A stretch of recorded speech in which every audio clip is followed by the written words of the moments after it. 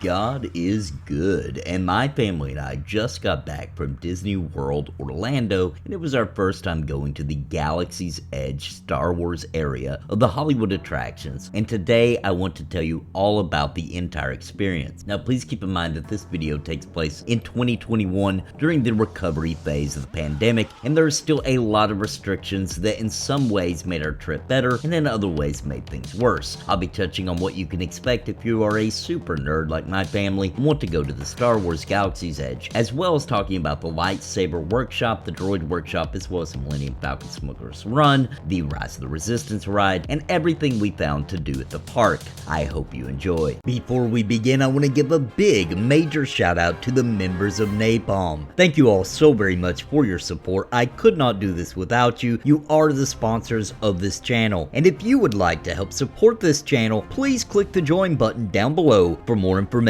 and a list of perks. And a very special thank you to the Lords of Napalm, Bounty Code, and Ray Cooper. Thank you for your highest tier membership. First of all, as a huge Star Wars nut who grew up watching the films, playing the games, and obsessing over the world and characters, going to Galaxy's Edge is certainly magical, just as Disney intended it to be. It is the equal to Harry Potter fans going to the Universal theme park to see the wizardry world of Harry Potter. Every detail has been painstakingly crafted to make you feel like you are on the planet Batuu, and taking place between The Last Jedi and Rise of the Skywalker movies, with music playing from the film, sound effects, droids chirping, ships flying overhead, stormtroopers patrolling, but we'd like to know what you're doing on that data pad. And even a sighting of some of your favorite characters such as Chewbacca that we got to witness during our visit. The attention to detail is the most amazing part, all the way down to purchasable blue milk, both in non and alcoholic options. Also, Coca-Cola making specialized bottles and logos for refreshment drinks only available in this area of the theme park. To even swiping your credit card looks like it might be technology from a galaxy far, far away. We spent the majority of our time just walking around Galaxy's Edge, taking in the sights, but we attempted to do all of the attractions there as well. My daughter wanted a custom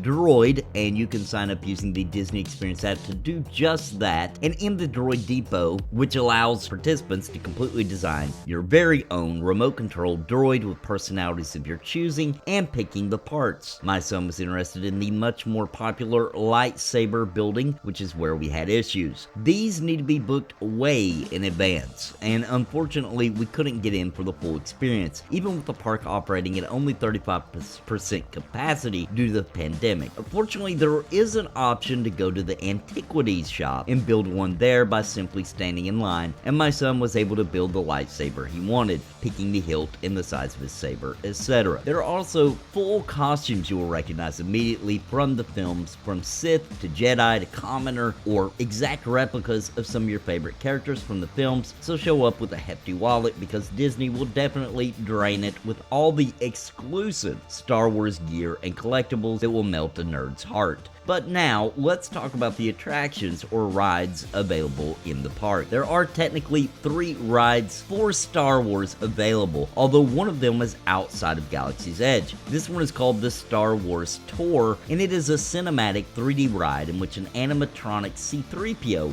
will pilot you through an adventure where the theater moves, sparks, and flies you through a very cool experience, and is definitely worth checking out. Inside Galaxy's Edge, though, there are 2 rides, the Millennium Falcon Smuggler's Run and Rise of the Resistance. Now, the Millennium Falcon ride is a very interactive ride that you will get to see an exact one-to-one replica of the Millennium Falcon that is so detailed and exact it will blow your mind just being in its presence. The ride wraps you through very awesome scenery and animatronics until you eventually go inside the Millennium Falcon, seeing sights straight from the movies. Once you get to the actual ride of the attraction, it holds 6 people max, although you can ride with any amount. There is a cockpit for the pilot, a co-pilot, 2 gunners, and 2 engineers. The pilots operate the vertical up and down of the Millennium Falcon, while the other pilot operates the horizontal left and right. The gunners have buttons to blast things out of the sky, depending on what side you're on, the left or the right, while the engineers work to repair the shields of the ship.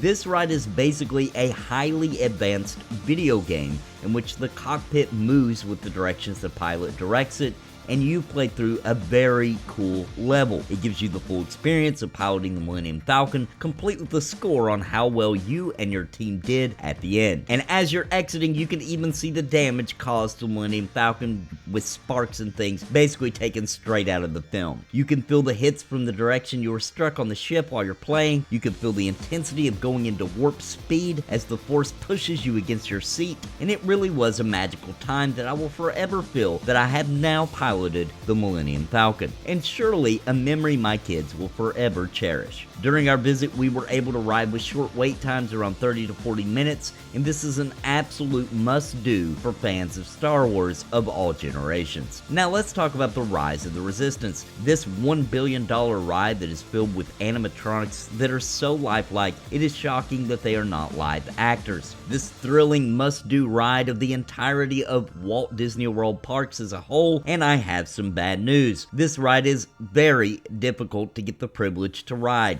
and is breaking people's hearts and dreams every day. You see, it has a lot of issues. It gets shut down a lot, and also you can't just go stand in line for this ride. You have to sign up for the virtual queue at certain times, and it fills up super fast, meaning if you don't reserve a spot in mere seconds to minutes from it opening up, you just don't get to ride. So the sign up times are 7 a.m. daily, and you can do this with your Disney Experience app from your hotel, since the park doesn't even open until 8 a.m. currently. However, you have to be fast, as it is filled within seconds. Then it opens again at 1 p.m. for you to try another shot at getting in the virtual queue, in which you have to be in Hollywood Studios Park at 1 p.m. in order to even try to get in the virtual queue. And once again, it fills up within seconds. During our visit, we saw many people upset because they could not get their spot, and on one day during our visit, we saw that the ride couldn't even work long enough for the people that did reserve their spot to get on, as it ran into technical issues.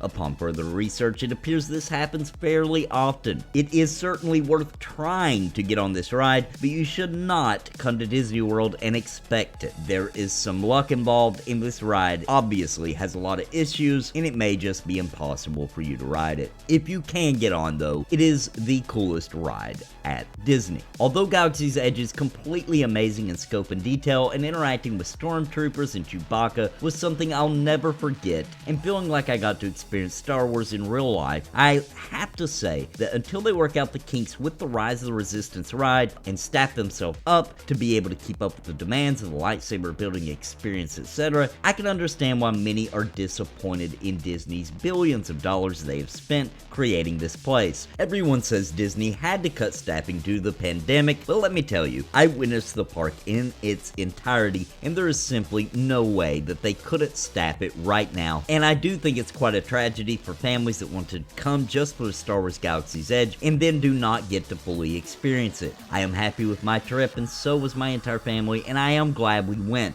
But I will not return until they have these issues completely ironed out. So, have you been to Galaxy's Edge? What is your experience there? Do you plan to go soon? Let me know in the comments down below. And if you enjoyed this video and you're interested in more nerdy things outside of the RPG and MMO space that my channel covers, such as this, then please look forward to my new channel I'll be launching soon to run alongside this one, in which I'll dive into all things nerd. More information coming soon. And if you are new here, please consider subscribing, especially if you enjoy RPGs and MMOs, since that is what we do here. And until next time, God bless and happy gaming.